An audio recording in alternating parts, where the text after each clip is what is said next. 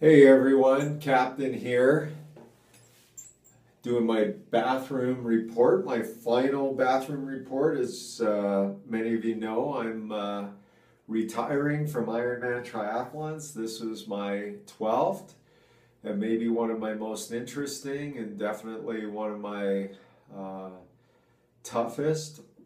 Going out on a high note, I guess. So the race itself, let's put it into perspective because there was a lot that went on in this race. Uh, Even though I stopped drinking, I can't do the last bathroom report without a beer. So, um, so that's the way it's going to be. Let me just open this.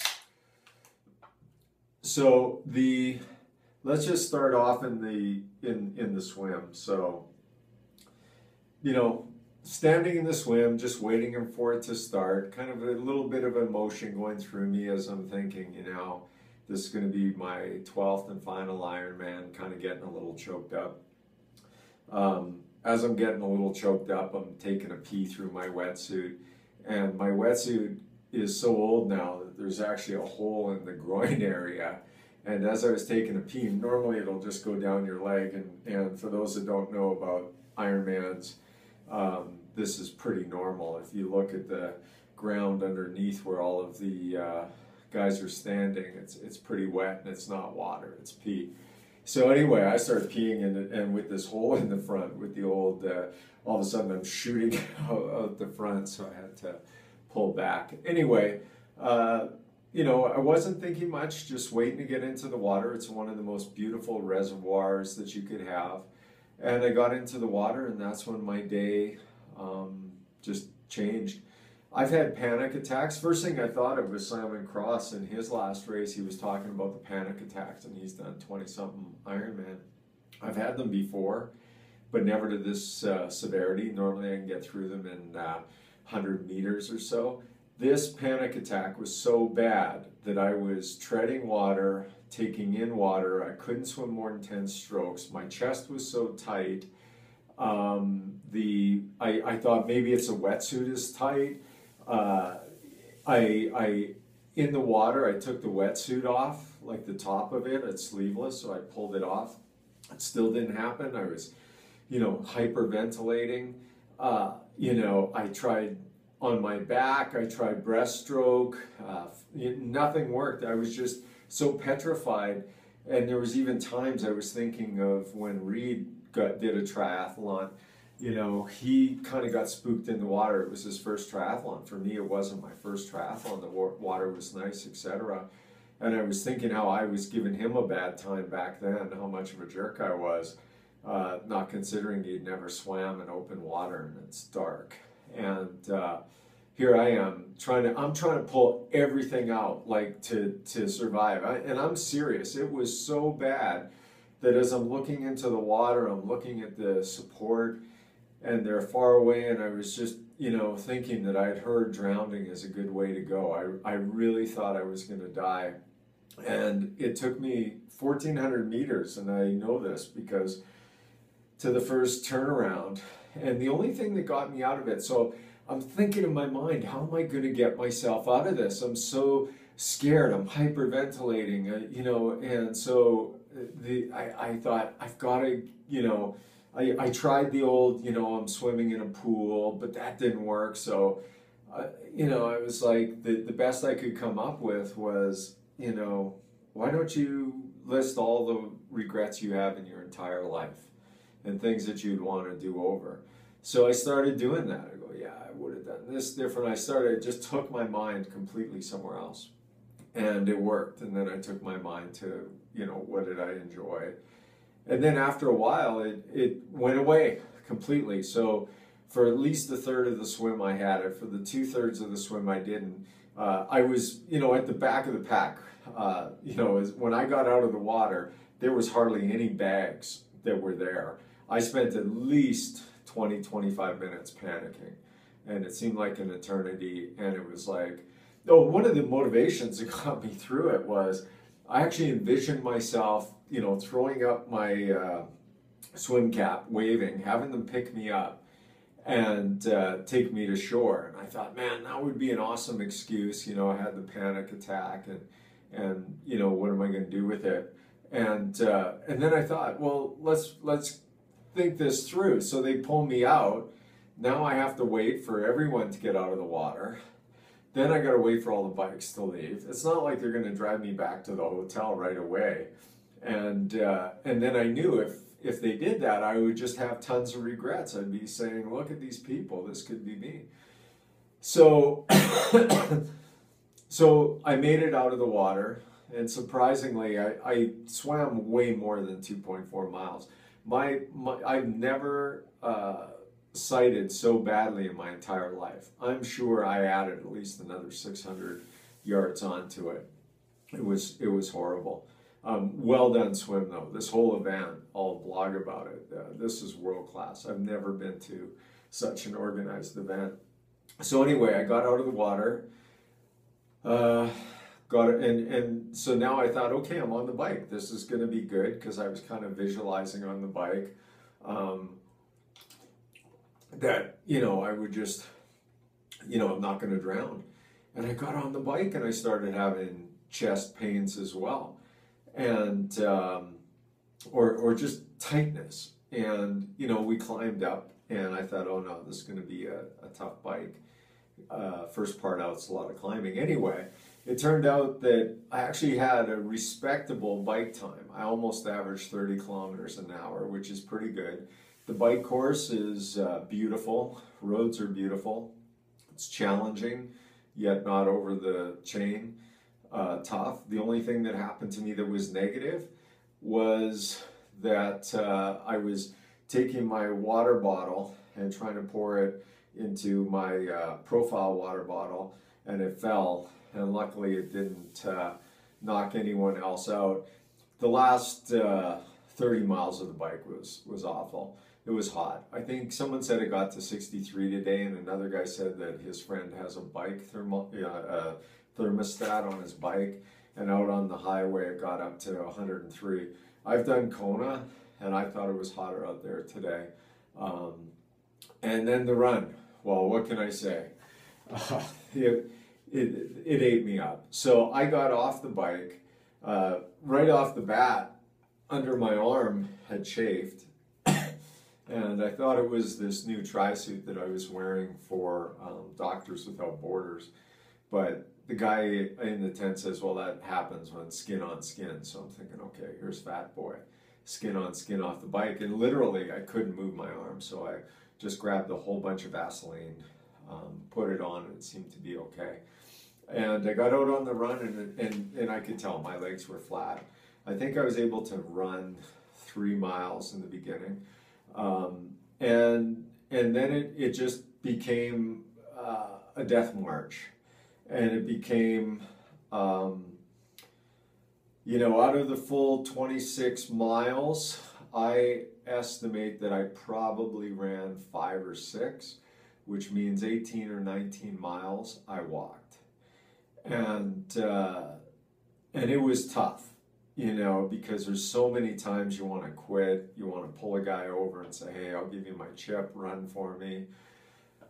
You know, and there's all kinds of stuff going through your head, like you're trying to figure out how to get through this.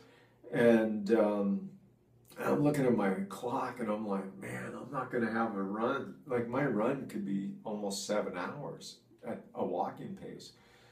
And it was hard, you know, like I wish I could say what got me through it, but I don't think there was any one thing. I think, you know, a lot of it was this was my 12th and final.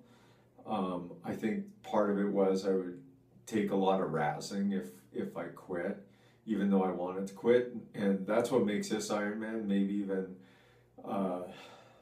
the epitome of what an Ironman is, because, you know, Ironman is persevering and not giving up. And when you know you have to walk, when you're sitting there at mile 7 and you know you're going to have to walk another 19 miles and you try to shuffle and you can't, and your legs are flat, and I know, and I knew this was going to be If this wasn't an epic race with all kinds of problems, I would have been shocked. Like I actually put in some decent training, but I did some silly things. I wasn't eating well at the beginning of the week. I'm driving to Boulder, so my legs are a little tight. I fly to Boise. I stand up for 7 hours uh, at the Boise Hawks game. I only get about 5 hours of sleep the night before I caught the plane. Then I got 4 hours of sleep when I got back. The night before the Ironman, when I had to wake up today, I was in cold sweats. My pillow, my bed, everything was wet. And I was done. Like I could hardly move my legs yesterday. So the fact of the matter is that I should have expected this. And I think it plays to my dream that I put about the blog where, uh, you know, I think one of the things that got me through this was the Ironman China experience. Even at China that I had medical conditions, kidneys could have shut down. I stopped at the halfway point, the 13 miles. And it's always played on me, like why, maybe I should have just walked it out, and it would have been the wrong thing to do, but it had played on me that that's what an Ironman is. And so I toughed it out. I had thoughts about, I'm doing this for Doctors Without Borders. The crowd, the Boulder crowd is insane. Like once the reports start coming out on this race, next to Kona, my prediction is this is going to be the most sought after race to want to attend. You have no idea how well organized this is. You can tell the people that organized it are Ironman and athletes, and Boulder's just, the mecca for those sort of people. I'll put it in the blog. It's just, it was insanely awesome. And, to do my last race at Boulder, which is going to become a big one. So on the run, there's such huge crowds, and I'm wearing the captain's hat. I've never in my entire life had more people, cheer me on, and they saw me walking, and that really helped, just getting cheered on. And then with about 10 miles left, one of the greatest strategies is to find someone else that's walking and just start talking. These are people you'll never meet again. And you help each other, because if you don't, you just go into these really dark places in your mind, and it just even becomes tougher. So I met someone for a couple of miles, or around miles 6, 7, and we had a great talk, and then I was able to shuffle ahead, and then I met another guy, Brian, and we basically walked together the last, 10 miles or more. We walked together so much that you get to a point where you get to know each other so well, you have no more questions you can ask. And so my takeaways from this, like there were some thoughts that I had, like I don't even know the time because I forgot to bring a watch. I think it might be in the 15 hours. I'm actually hoping it is, because if it's in the 15, then that'll be my slowest race, but that I'll have done 10 hours, 11, 12, 13, 14, and 15. And this race too, a lot of people walk. Like I think you've got the altitude. Like my feet right now are blistered like crazy. My heel hurts. I can hardly bend my knees. I've had this cough. The altitude, like I've never seen so many people walk in an Ironman, and so many people walk like immediately. So a lot of people had GI issues. I didn't have that. If anything, I really tried to enjoy it. I ate more food on this. I had chicken broth, I had pretzels, I had chips, I had grapes, I had bananas, I had Coke, and they had them at every aid station. They even had the banana or the Coke at like the first aid station. Like I say, it was done unbelievably. And in a way, this might be my proudest Ironman. There was also a part of me that said, if I don't finish this, then the Ironman might call me back.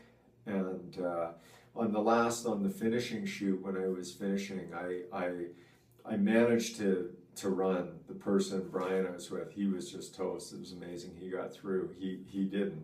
We were originally going to walk together. And I just high-fived everybody all the way through. And I'm talking 100 or more people.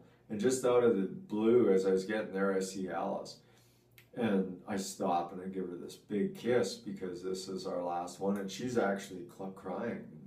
She's like, I'm so glad this is the last one. And it was an emotional moment for her because she's done, you know, the same sort of stuff. And for me, I was starting to get into those emotional moments, but then I didn't want to start looking like a blubbering fool. And it's kind of awkward. You know, if there was no one in the chute and I could just get in my own head, I would just start dripping.